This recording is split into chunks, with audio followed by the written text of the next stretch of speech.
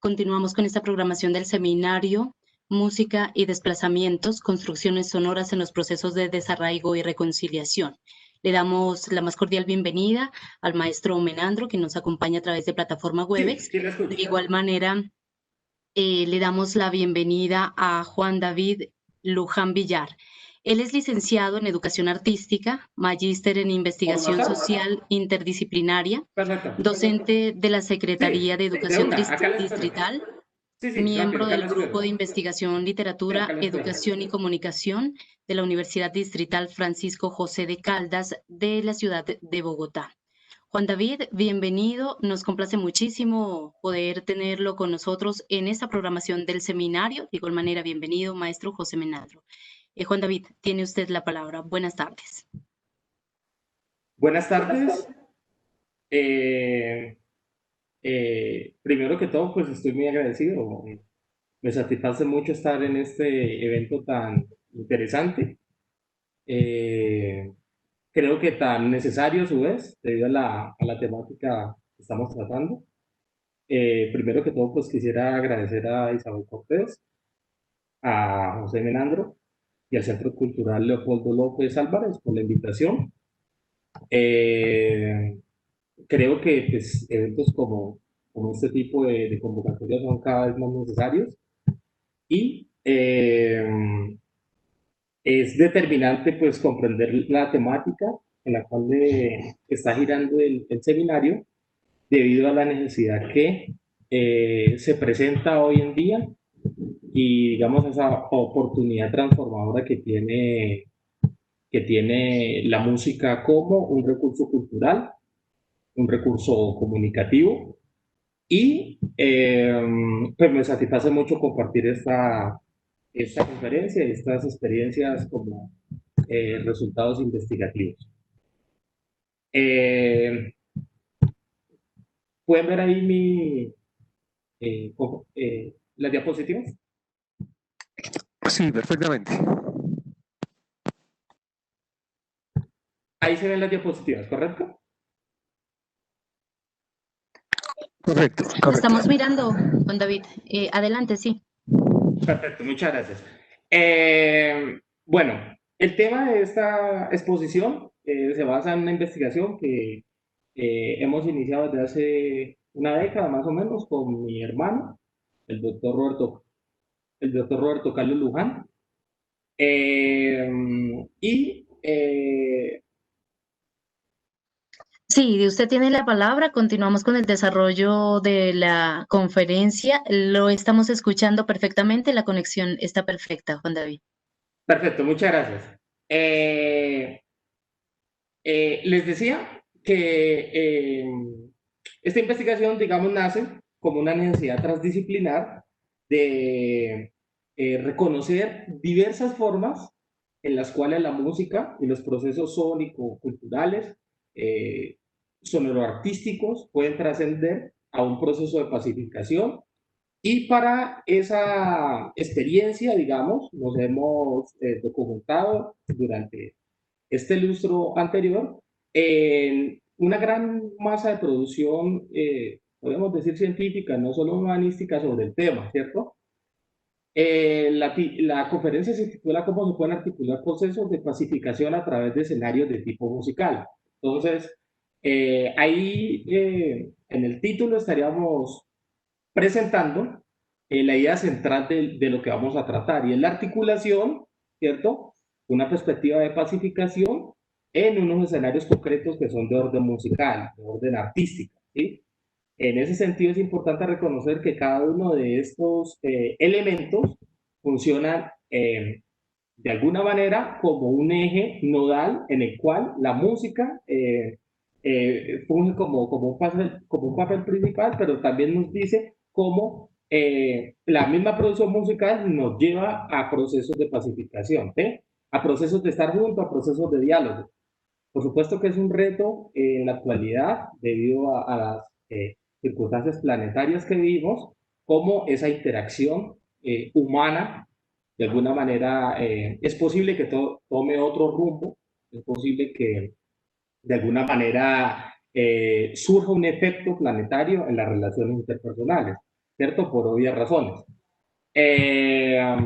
Para llevar a cabo esta disertación, esta exposición, vamos a leer, pues, de alguna manera los objetivos, a plantear el programa que vamos a seguir y estaremos muy atentos al final para tratar de responder algunos planteamientos que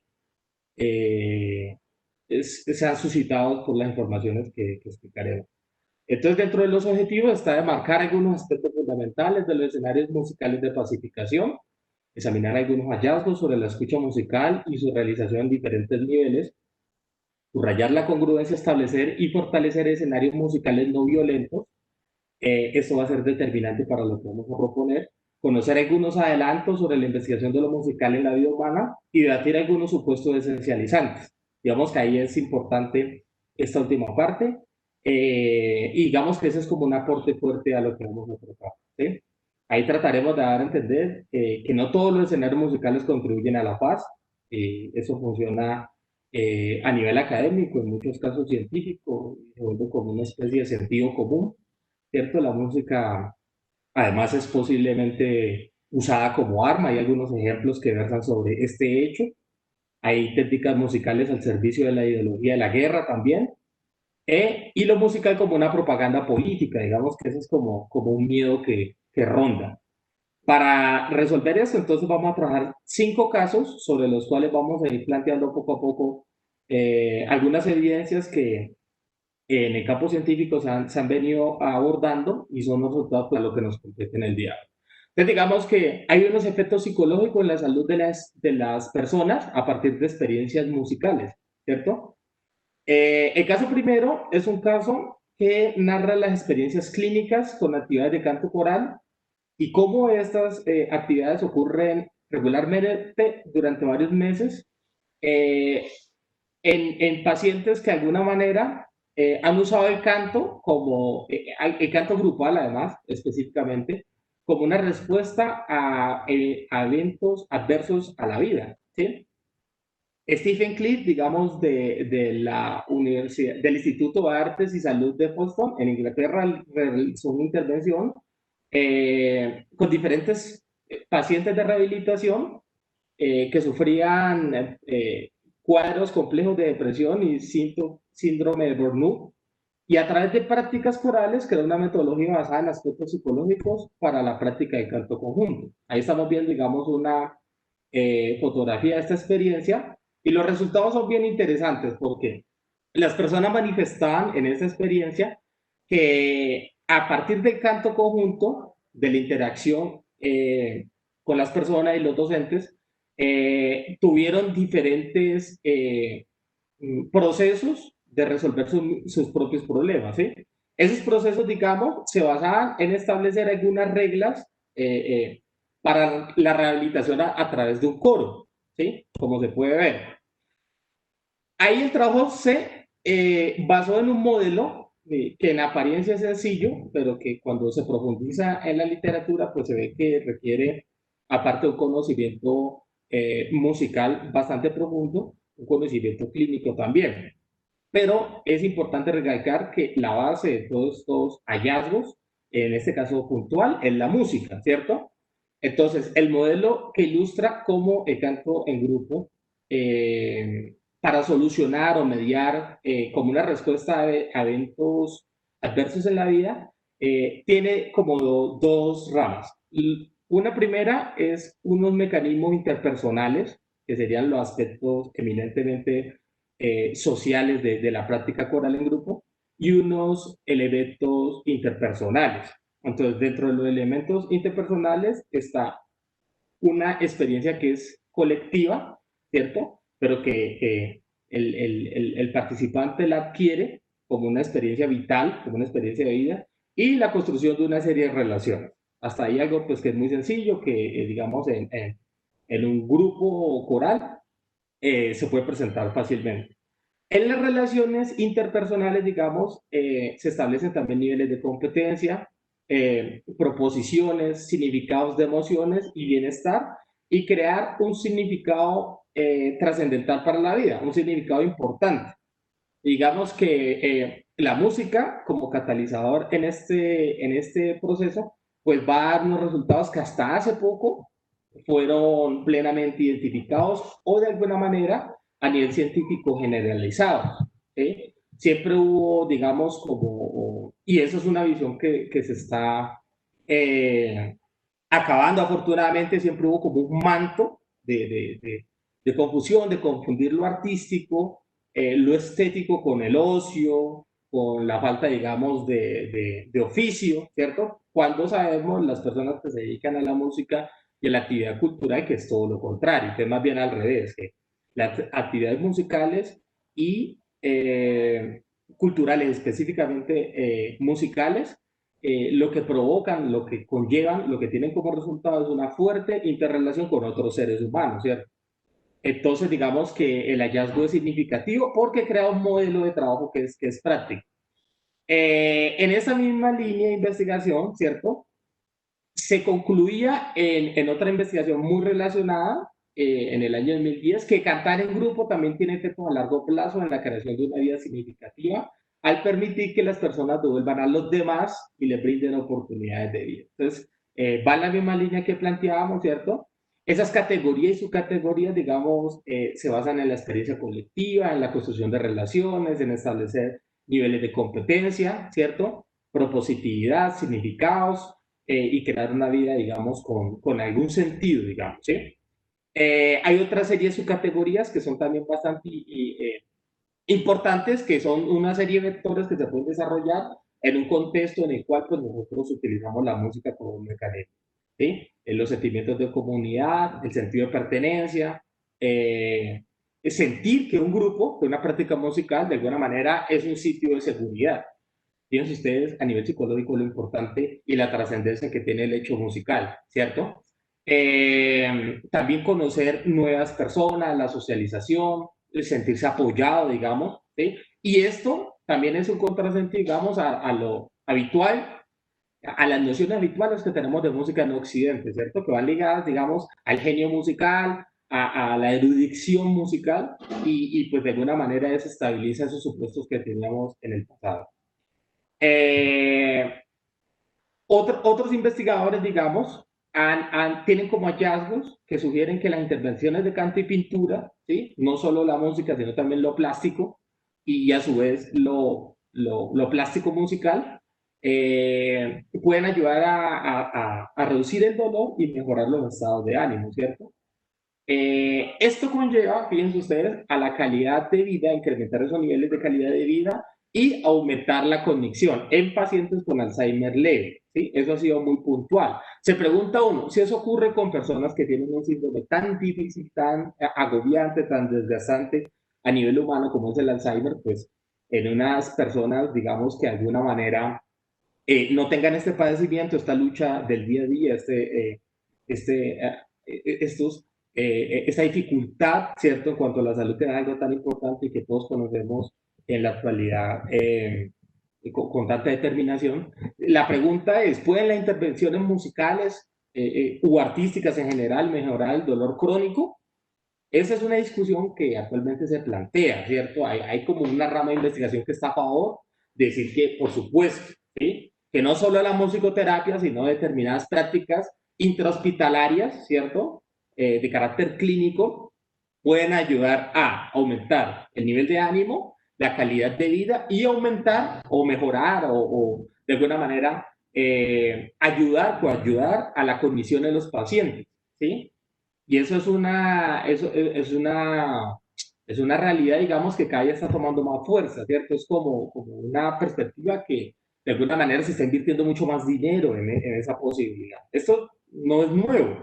De hecho, esto tiene unos 40, 50 años, donde en el ámbito clínico se había de alguna manera eh, propuesto, ¿sí? Hay un libro clave, que es el libro de musicofilia, de ese gran maestro que fue Oliver Sacks, que plantea desde una perspectiva neurobiológica cómo las personas que de alguna manera han tenido problemas o dificultades o enfermedades de tipo cerebral, pues con la música han redimido, casi él lo cuenta de una manera fabulosa, exquisita, con una pluma muy ágil, con una serie de observaciones muy puntuales y si lo pueden leer, léanlo porque es una maravilla en este sentido. Pasamos a un caso 2. Hay un sentido común que de alguna manera siempre nos indica o nos lleva a decir, a creer de manera inmediata que la música es una constante de pacificación. Eso es un supuesto muy duro, ¿no? Entonces, la pregunta sería, ¿la música puede inducir a la creación de una conducta criminal y homicida? ¿Sí? Digamos que la creación musical obedece a unos contextos muy específicos, ¿cierto? Esa es una visión muy romántica, la de la pacificación inherente a la música, o a la realización musical, o a la práctica musical, o a la creación, ¿cierto? Para esto traemos a colación un caso de un joven que se llamaba Ronald Howard, que ocurrió en 1992 cuando él tenía 18 años, ¿cierto? Entonces, él estaba en la interestatal,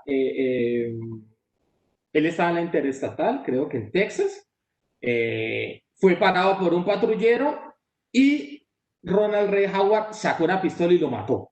Él le pidió los papeles al patrullero y él lo mató, ¿cierto?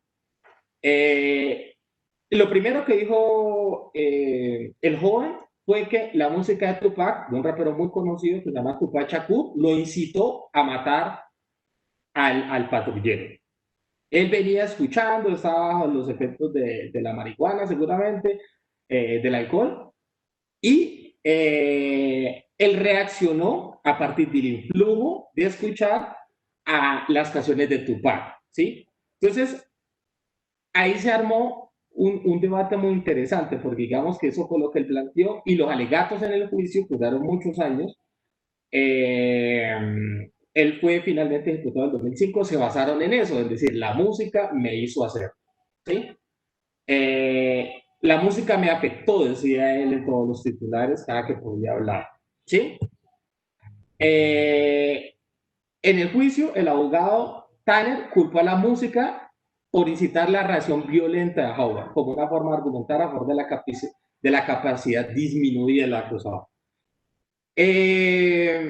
La canción era una canción que se llama Shop Killer, creo que era, Shop Cat, una cosa así muy violenta de Tupac, que es un artista rapero de California que murió en 1996 a la salida de la pelea de Mike Tyson y Evander Holyfield.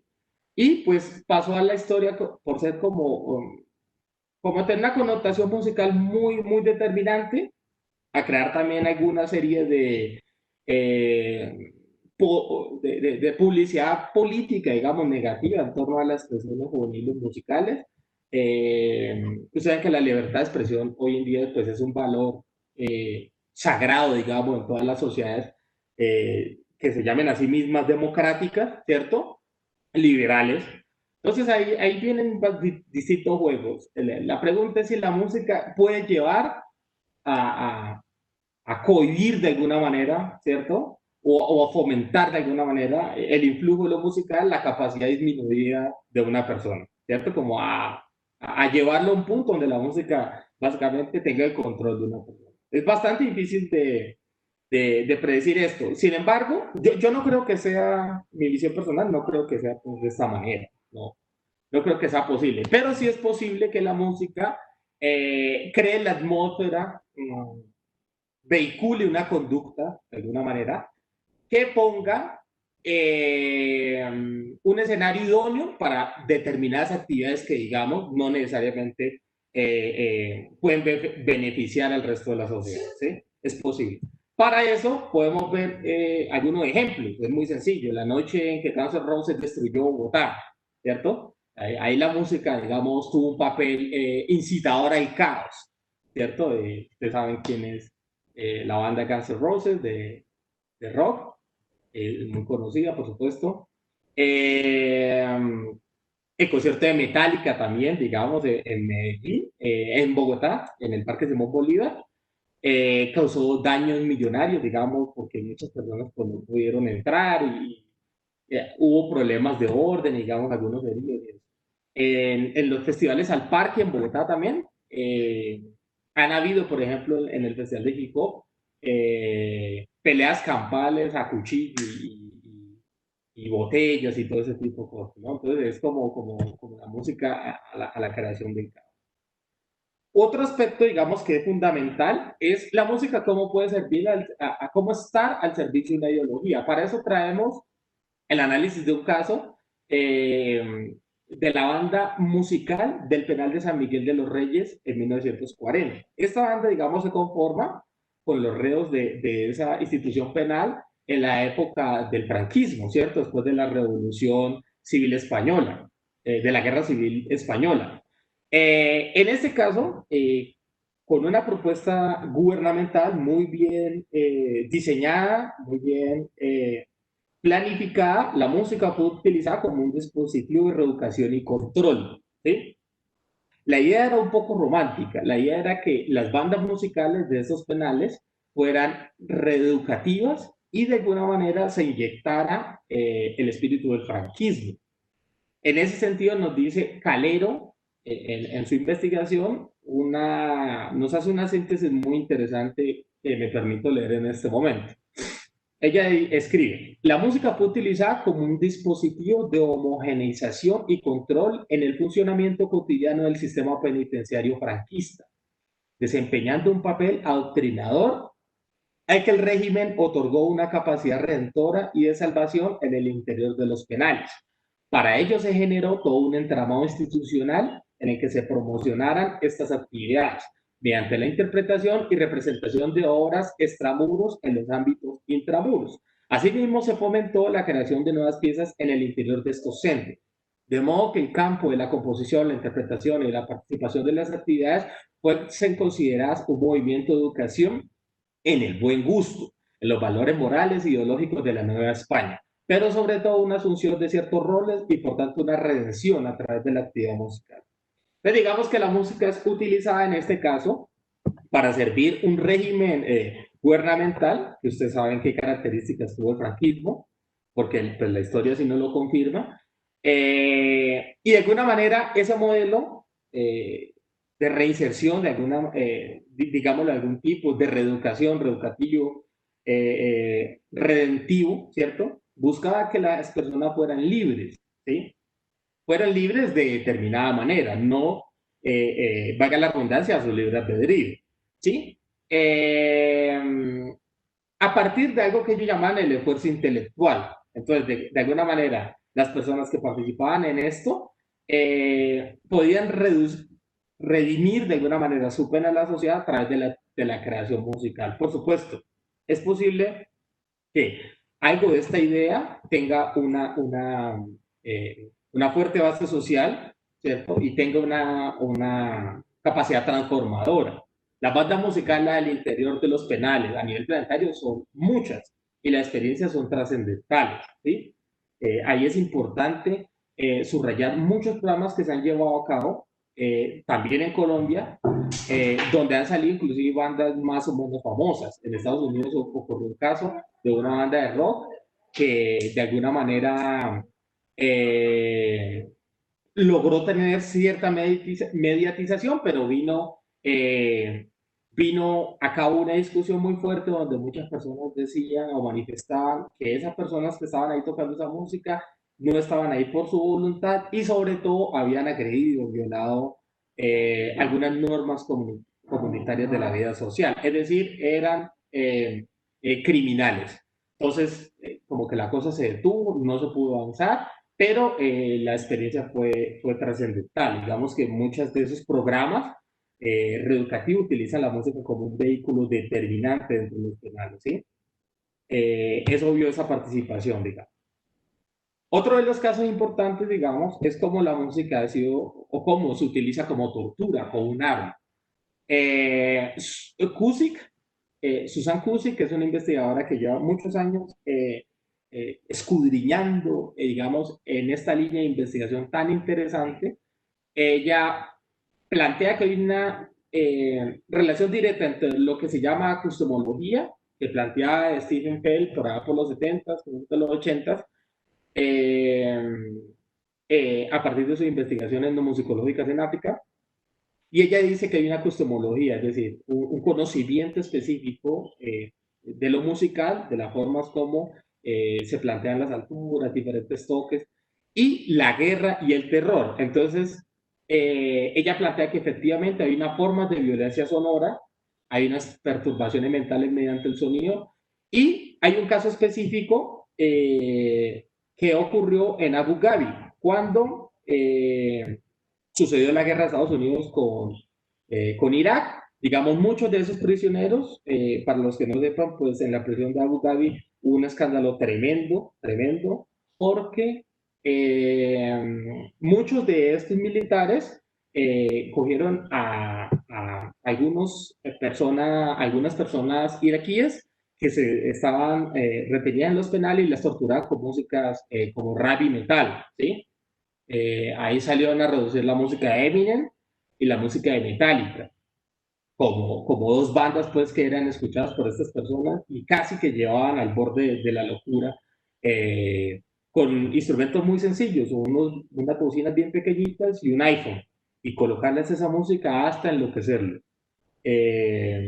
Esa persona, digamos, se conoce gracias a las investigaciones que llevan a cabo. En, en, en muchos casos, o en algunos casos de esas personas que fueron acusadas del ejército norteamericano, estuvo el psicólogo Philip Zimbardo, que dio como detalle de lo que ocurría allá. En ese caso, digamos, la música fue determinante y fue un arma de violencia, digamos, de alguna manera sónica.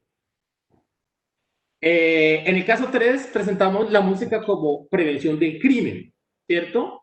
Entonces, la música como una herramienta para la aplicación de la ley y la justicia, ¿sí? Vuelve a salir a ruedo el caso del rapero Eminem, en el cual fue investigado, digamos, por el FBI en Estados Unidos, porque algunas de sus líricas amenazaban con eh, perturbar el orden y atentar contra el buen nombre del presidente de aquel entonces, que era George Bush, ¿cierto? La música, digamos, de alguna manera se quería usar, contrario a lo que decía Eminem, como, como disuasión, ¿cierto? Y como un castigo al crimen. Y esa letra de Eminem se pretendía usar como evidencia fiscal contra él mismo, ¿sí? De alguna manera se quería violar el derecho de expresividad o de, de poder plasmar en una obra de arte lo que se opina en determinado momento, con el argumento de que esas letras eran evidencia fiscal y se podían utilizar de alguna manera o eran utilizadas a conveniencia por el artista como terrorismo, ¿sí? Finalmente, pues es una persona que tiene muchos abogados, todo esto, y la cosa pasó más bien como desapercibida. También se llamó a que, o se indicó de alguna manera que la música de Eminem era incitadora a la violencia, ¿cierto? En ese caso, pues vuelve al ruedo, ¿cierto? Como la música como prevención del crimen, como las mismas prisiones, digamos, en Estados Unidos y en centros de detención, Guantánamo, Irak y Afganistán, pueden hacer todo lo contrario, inclusive a prevenir el crimen, ¿no? Es ese doble papel. Pueden provocar más bien una violación de los derechos humanos. Acá tenemos una imagen. El servicio secreto está tratando de determinar si es necesario tomar medidas con respecto a una letra del rapero Eminem que puede ser una amenaza para el presidente Bush. Salió en los comentarios de la CNN. La música como parte de la cooperación social. Esta parte es bastante importante y genera un debate contemporáneo porque digamos que esta postura planteada por Nifi, que es un investigador, digamos, que es experto en diferentes campos, como la conducta social y las formas de la cooperación social, las múltiples formas de la cooperación social. Él realizó una investigación donde en el 2007 plantearon algo así que salió como titulares muy, como una gran revelación, ¿cierto? No pasó desapercibido, decir, el sonido de la cooperación, ¿cierto? La influencias musicales en el comportamiento cooperativo. La tesis es muy sencilla y para mi gusto, digamos, es muy poco profunda. De hecho, una de las críticas que suscitó el artículo fue eso. El resultado básico o la piedra angular del artículo es que la música dentro de un ambiente de trabajo cooperativo, es decir, de oficina, ¿cierto? En un ámbito controlado, que dicha música tenga sea, como lo dijéramos, no que sea feliz, sino que sea chévere, ¿sí? Que tenga un tempo arriba, que sea upbeat, que llaman en Estados Unidos, o que tenga unas letras positivas, digamos, que tenga buena onda, buen feeling, de alguna manera que tenga groove, posibilita estados anímicos mucho más solidarios y, por ende, comportamientos cooperativos, ¿sí? En la investigación le llamo música feliz, pero pues no tiene mucho sentido en nuestros días para lo que estamos hablando, ¿sí? Se dice además, o planteaban estos investigadores, que este tipo de música es una suerte de lubricante social, ¿sí? Algo también pues que es bastante como infundado, no tiene, digamos, como la profundidad que requeriría. O suena muy light, suena demasiado fly, ¿cierto? Demasiado suave. Se dice además que en la investigación que la música es un dinamizador para la coordinación y la cooperación y que involucra aspectos corpóreos que van de la mano. El titular salió en el Harvard Business Review, ¿sí? En un magazine pues, de primera línea, y también lo escribió el mismo autor y decía, la música oficina optimista o upbeat hace que los empleados sean más cooperativos según un estudio. Hay mucho debate en torno a este supuesto, ¿sí?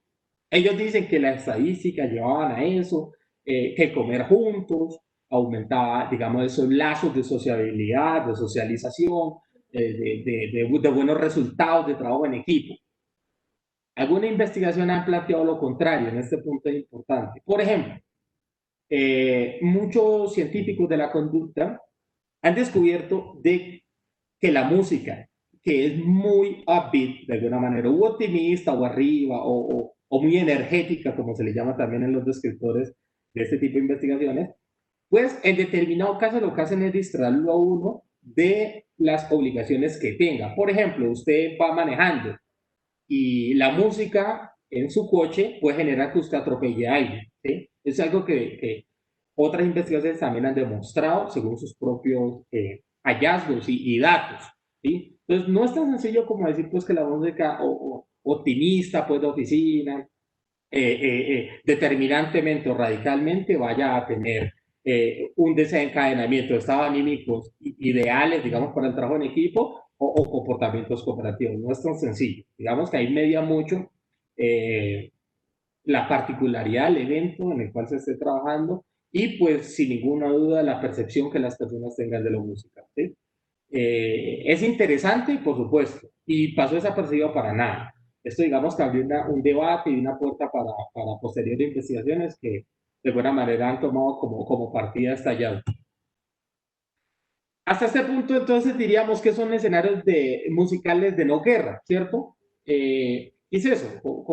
Es una investigación que nosotros publicamos en el año 2006, producto de varios años de investigación y digamos que el paper ha tenido como cierta resonancia porque pues el tema primero que todo había sido abandonado por investigadores musicales, por antropólogos, por expertos investigadores en el campo de la paz, de la guerra y símiles. Entonces digamos que había una literatura que no era muy abundante, digamos, del 2016 a la fecha, pues se han dado diferentes investigaciones y mucha agua ha corrido bajo el puente, pero digamos que todavía hay una línea de investigación que es muy prometedora en este campo. Nosotros hemos publicado no solo ese trabajo, sino otros que apuntan en esa dirección. Entonces, digamos, ¿qué son escenarios musicales de no guerra? Ahí está la pregunta. Entonces, habrían como una serie de consideraciones para tener en cuenta esa definición que eminentemente son antropológicas, no son de esa base antropológica. Entonces, digamos que se debe establecer un diseño entre la música, su significado y el sonido.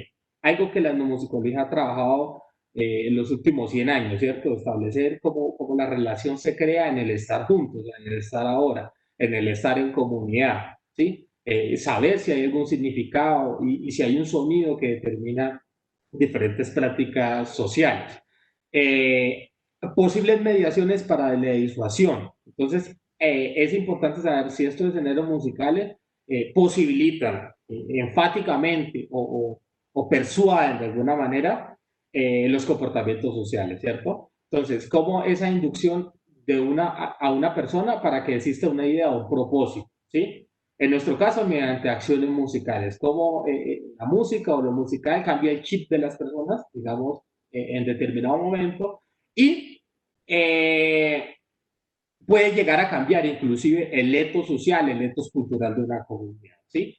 En nuestra vida diaria, en nuestra historia, en las palabras, todo lo que se ha hablado de alguna manera tiene una preponderancia tremenda, pero las personas que saben de música o que viven la música o que sienten la música o que disfrutan demasiado con la música, entienden que la música es también catalizadora de una serie de sistemas de emociones, de sistemas de creencias, de perspectivas que no necesariamente pasan por el rasero de lo hablado. Y eso en ciencia cognitiva pues es determinante, ¿cierto? No todo está en el lenguaje. De hecho, muchísimas de las cosas que ustedes y yo pensamos no tienen palabras. Entonces la música, digamos, de alguna manera es una mediación y un fin en sí mismo. Eso tiene que quedar determinante, independientemente del sesgo ideológico, del tipo estética sonora que nosotros planteemos, hay un propósito y ese propósito puede contribuir a espacios de creación colectiva, ¿cierto? A través de diferentes formas de participación y resolución no violenta. Es importante ahí. Digamos que hay, no es lo mismo, por ejemplo, una intención de algunos espacios de creación en los cuales se involucra una perspectiva de no guerra, una perspectiva de pacificación, una perspectiva de alguna manera de resolución del conflicto, a una participación colectiva en la cual nada de esto se ha tenido en cuenta. Y por el contrario, lo que se prepondere o lo que se busque es el genio musical y la creación musical per se. Utilizar la energía violenta para la creación musical y artística. Esto funciona en muchísimos casos, digamos, hay mucha investigación en campos de refugiados, en penitenciarías, donde la juventud, digamos, tiene un potencial tremendo en utilizar toda esa energía que puede ser violenta para la creación de mensajes positivos, de relaciones mucho más amenas. Entornos sociales y desarrollos musicales, música para el cambio social. En la época nosotros vimos que la música es determinante. ¿Cómo se pueden articular procesos de pacificación a través de escenarios de tipo musical? Digamos que hay unas consideraciones. Una de esas es establecer y posibilitar la creación de redes de afinidad. Nosotros estamos en una sociedad, y es un hallazgo del último siglo a nuestra fecha, estamos en una sociedad y en un mundo que piensa de alguna manera, y se ha demostrado a través de la ciencia de redes, que piensa en conectividad, ¿cierto? La conectividad no solo es virtual, la conectividad también involucra formas de hacer conjuntas. La conectividad, digamos, involucra lenguajes que son gestuales, que son no verbales, que son verbales, que son sonoros. Digamos que esa red de afinidad trasciende la nacionalidad y es importante. En muchos casos inclusive trascienden el lenguaje, ¿sí? La práctica musical es el ejemplo perfecto, pero no solo eso, ¿sí? En muchos aspectos, digamos, factores líricos y vocales que no necesariamente encajarían en nuestra perspectiva como música, pueden ser utilizados como tal, ¿sí? Eso es algo que ha dejado pues muy claro la etnomusicología a partir de sus hallazgos, y ahí es importante vehicular esos encuentros de creación, afinar esos lazos afectivos y el establecimiento de posibilidades de cambio. Entonces, las experiencias musicales nos dejan una gran enseñanza en muchos casos, cuando, digamos, no está por medio la mediación de la industria musical, que vendría a ser como pues, la contraparte a todo esto que estamos hablando, ¿no? Por obvias razones, por el capitalismo desmedido, por el uso de bienes culturales, en muchos casos sagrados, sacros de las comunidades que han sido vendidos a los mejores postores, años de patrimonio cultural desvanecido por la industria y el comercio, por ese capitalismo tardío.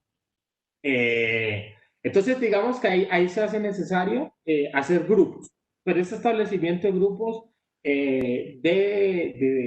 guiarse a partir de identificar una serie de conflictos, ¿cierto? Para identificar los conflictos, entonces es necesario delimitar los roles en los conflictos, cómo las personas interactúan, o cómo esas partes de alguna manera se sientan a la mesa a dialogar las problemáticas y establecer en una comunidad determinada, en un momento histórico dado, en en un complejo social determinado, hacia dónde van esas cadenas de confianza que se crearían, eso que se puede proyectar, ¿cierto? Ese respeto y qué conocimiento a partir de eso podrían crearse, ¿cierto?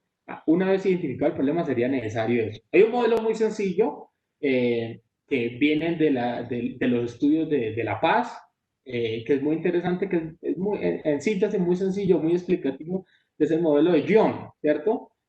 Sobre la comprensión de conflicto y los análisis conflictuales. Entonces, ¿cómo se pueden articular procesos de pacificación a través de escenarios de tipo musical? Digamos que hay una serie de dinámicas y relaciones, ¿cierto? Hay unas partes, hay una necesidad de establecer unos valores e intereses, pero dentro de esas dinámicas surgen unas estrategias de intervención. Y en este punto de las estrategias de intervención es cuando los escenarios de tipo musical vehiculan esos procesos de pacificación. Viene determinante establecer qué estrategias musicales, ¿sí? Y cuáles serían esos objetivos, esas temáticas que se tendrían como resultado. O por el contrario, cuáles serían esas temáticas, esos objetivos iniciales. Entonces, deviene muy rico, muy ameno cuando se tiene el tiempo, digamos, cuando se tiene capital humano y económico para poder crear este tipo de propuestas, ¿cierto? Pero digamos que es necesario y determinante saber hacia dónde se va, ¿sí? Y establecer de manera muy fina ese mapeo del conflicto, ¿sí? Esos aspectos conflictuales, cómo vienen ahí.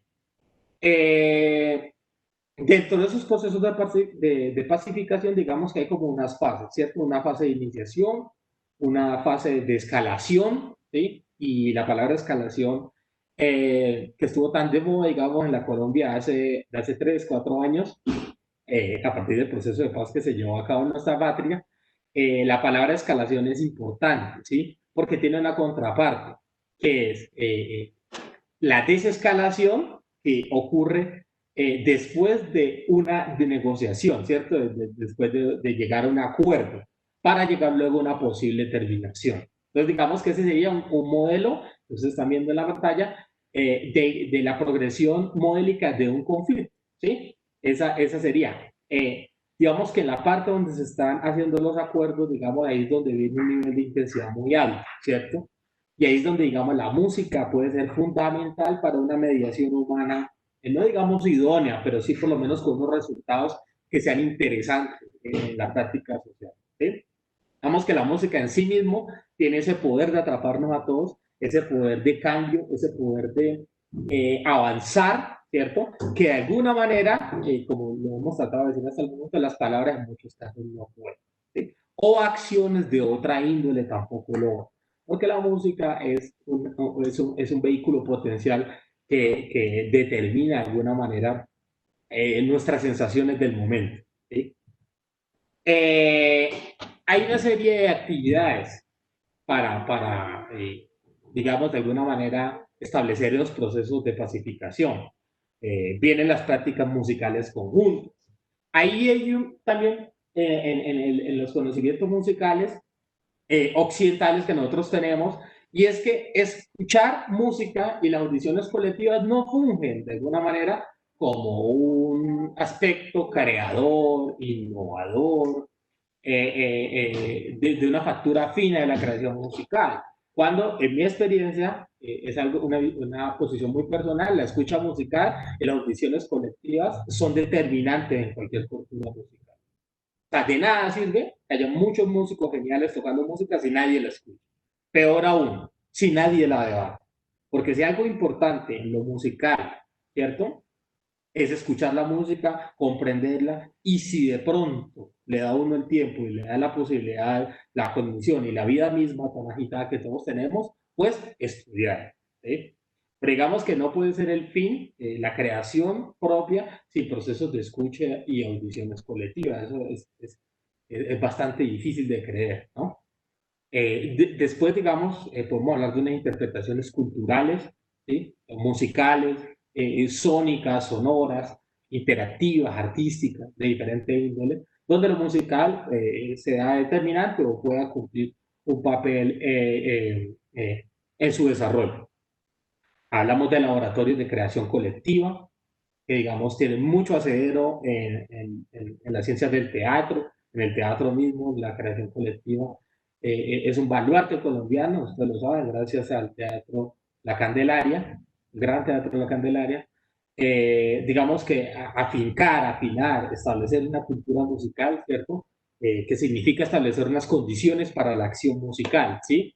Volvemos otra vez a la escucha y a las audiciones colectivas. Es muy importante, digamos, o determinante establecer este rumbo, ¿sí? De esa cultura musical, qué posicionamiento nos brinda y con qué sentido esa orientación musical nos crea una cultura para pues, establecer, digamos, una intervención idónea o un proceso interesante.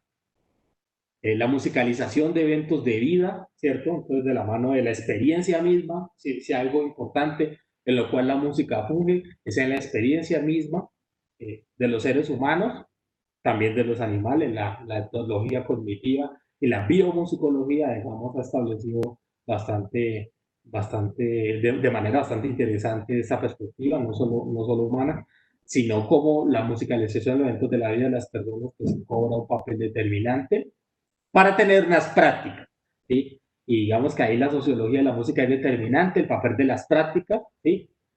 Cómo las prácticas están mediadas por el gusto, por algunos otros factores que son determinantes como la clase, la desesencialización de la idea de raza que tenemos, ¿cierto? Y cómo esto, en el tema que nos ocupa para el seminario de prácticas del estudio de prácticas de desarraigo de movimientos sociales, viene determinante. ¿Cuáles son las prácticas de pacificación y conocimiento musical que nosotros como gestores, de alguna manera, para utilizar un término asertivo, podríamos vehicular, ¿cierto? Esa transición de los grupos humanos, qué prácticas de pacificación en su haber, en su historia, en su despliegue, en su desarrollo, podríamos nosotros echar mano para vehicular algo que tuviera ese importante. Cierro la charla pues diciendo que la música afecta y puede cambiar la vida de las personas, ¿sí? No solo los músicos, no solo las personas que están en el negocio de la música o que están de alguna u otra manera relacionadas con la idea que nosotros tenemos, inclusive un poco romántica, de la creación musical. Es importante ahí, es determinante, diríamos, conocer. La literatura es enorme, además, cómo la música afecta y puede cambiar la vida de las personas, ¿cierto? Cómo puede incidir en ello. Agradezco mucho pues la invitación, quedo pendiente a las preguntas. El tema es muy grande, es muy árido, he traído algunas inquietudes, algunos desarrollos que con el paso del tiempo pues hemos podido conocer. Está mi correo, si puedo colaborar en algo, no duden en escribirme. Respondo a veces más temprano que tarde y pues muchas gracias. Muchas gracias, Juan David. Le damos la palabra al maestro Menandro Bastidas, su apreciación sobre esta participación de Juan David Luján. Bueno, mientras que se conecta el maestro Menandro, Juan Sí, David, ya. no pudimos mirar las diapositivas en su totalidad, se quedó como en la primera, así que lo escuchamos totalmente en su alocución, pero no pudimos mirar las imágenes a las que se estaba refiriendo. No quisimos cortar como el espacio para interrumpirlo. Entonces, no sé si podríamos intentar mirarlas. Sí, por supuesto que sí. Voy a comparto un poco. No sé si. Ahí se está moviendo. Miramos la primera nada más, pero no hemos tenido la posibilidad de... Ahí. Ah, bueno, allí Ahí. sí, ahí sí. Entonces Perfecto. le decía maestro Sí. José Menandro que le damos la palabra. sobre la intervención de Juan David Luján. Claro, ofrezco disculpas. Como de costumbre en estos aspectos técnicos se me olvidó prender el micrófono y entonces hablé un tramo de lo que quería decir. Pero bueno, sí, estas son, digamos, situaciones que... Cajes del oficio. De los nuevos oficios que tenemos que aprender, ¿no? Sí, señor. Bien, yo estaba pues en mi alocución muda diciéndole que valoro profundamente el trabajo de investigación que ha hecho. Menciona que lo viene trabajando en compañía de su hermano sobre estos efectos que obviamente reconocemos en la música, desde las relaciones de poder, desde qué se llama, desde la música de violencia que usted menciona allí, de la música como arma para la tortura, música como herramienta de la justicia, música como cooperación social, como una especie de control social pues, que se ejerce a través de este medio tan poderoso. Bueno, y obviamente también música y los procesos de pacificación, que son de alguna forma el eje central de este seminario, pues al cual usted ha contribuido de manera muy significativa. Yo tengo allí una inquietud que tal vez no la alcancé a escuchar o no la mencionó, y es precisamente sobre aquellos aspectos técnicos, sobre aquellos aspectos, sobre aquellos tópicos sobre los cuales recae ese poder de la música, ¿no? Porque ya desde el siglo XVII, finales del siglo XVII y el siglo XVIII en su plenitud en Europa, estaríamos hablando de lo que se conoce con el nombre de la teoría de los afectos, ¿no? De los músicos, los teóricos, los filósofos habían logrado diseñar toda una estrategia de tipo estructural, técnica, que permitía precisamente mover a los afectos, ¿no? Eso con el paso del tiempo y en el siglo XIX es revaluado por el romanticismo, usted lo sabe, lo conoce. Pero entonces lo que nosotros vivimos en este momento, a partir de la masificación de un producto cultural tan extraordinario como es la música, pues es precisamente esas derivas de las que usted habla. Entonces, yo quisiera saber si ustedes han analizado en el conjunto de sus investigaciones sobre esos aspectos que son precisamente los que determinan o posibilitan a la música precisamente ese influjo sobre el medio social. Bueno, doctor Leandro, lo que usted plantea es muy interesante, ¿sabe? Digamos que en las mediciones musicales de avanzada, en la investigación específica en música y emociones, que como usted bien plantea, digamos, toda esta senda inicia con el psicólogo William James, ¿cierto? Hay como unos determinantes que de alguna manera posibilitan la comprensión de cómo la música afecta a las personas. Entonces, digamos que para esta investigación, los diferentes científicos se han basado en crear una serie de estructuras, no tengo aquí el material para compartírselo, porque será muy chévere verlo, donde hay una investigación muy gruesa que determina qué tipo de música, y mejor dicho, qué tipo de estructuras de lo musical vehiculan determinada receptibilidad y produce determinado tipo de emocionalidad. No sé si eso es lo que me pregunta. Que le estoy preguntando, sí señor. Ok, perfecto. Digamos que esa música, cuando hablábamos de esa investigación de NIFI del 2017, él es enfático en decir que la música upbeat, y la música upbeat, o digamos placentera, o agradable, o chévere, o arriba, o energética, que tiene esas características, pues se caracteriza por, primero, una aceleración constante, es decir, los tempos son rápidos, ¿sí? No es música lenta. Es música que tiene una base, digamos, de alguna manera sonora, percutiva, ¿cierto? Y digamos que ese es un hallazgo que se logró determinar a partir de la antropología, ¿cierto? La antropología cognitiva fue determinante, es decir, que los estados de trance, los estados anímicos, como ocurre, por ejemplo, con la música electrónica, se posibilitan de manera más fácil a partir de patrones rítmicos constantes, ¿sí? Esos patrones pues se aumentan, digamos, la velocidad de los mismos patrones, valga la redundancia, de esos mismos ciclos rítmicos, pues tiene una velocidad que el cerebro reconozca como rápida, ¿sí? O acelerada. Entonces, digamos que esa es una constante para lo que Niffin va a decir como música feliz, que pues, es un término bastante precario, digamos, a la altura del paseo, ¿cierto? Aparte de ese upbeat, de esa velocidad que debería tener la música en ese contexto, también tiene una serie pues obviamente de letras que llevan a ese estado, digamos, de celebración, de fulgor, de excitación, pero también tienen armonías que son mayores en la mayoría de los casos, ¿cierto? Con séptimas, en algunos casos combinaciones con disminuidas, pero básicamente son armonías mayores que se valen de un ritmo bastante acelerado, que se basan, que se basan también en una serie de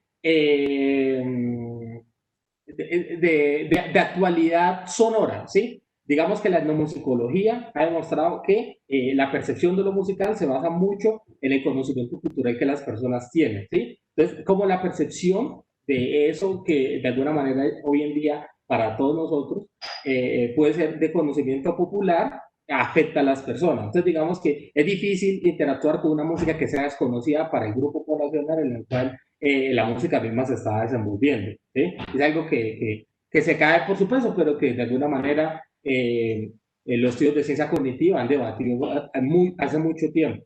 Digamos, los grupos poblacionales reconocen simplemente la música a los cuales los mismos grupos están acostumbrados o la música a los cuales mismos grupos producen, o es posible que otras músicas foráneas, contemporáneas, totalmente desconocidas puedan crear también, producir una serie de emociones y de sentimientos que sean de alguna manera profundos o significativos. Y ahí es importante hacer la distinción entre emociones y sentimientos, ¿no? Sabemos que las emociones se basan y son tan determinantes en el estudio musical porque sabemos que hoy en día se conocen como universales, ¿sí? Tanto en animales como pues, en los homínidos que digamos hacer nosotros en ese contexto. Entonces digamos que las emociones que se ha establecido hasta la fecha son 6 básicas: la ira,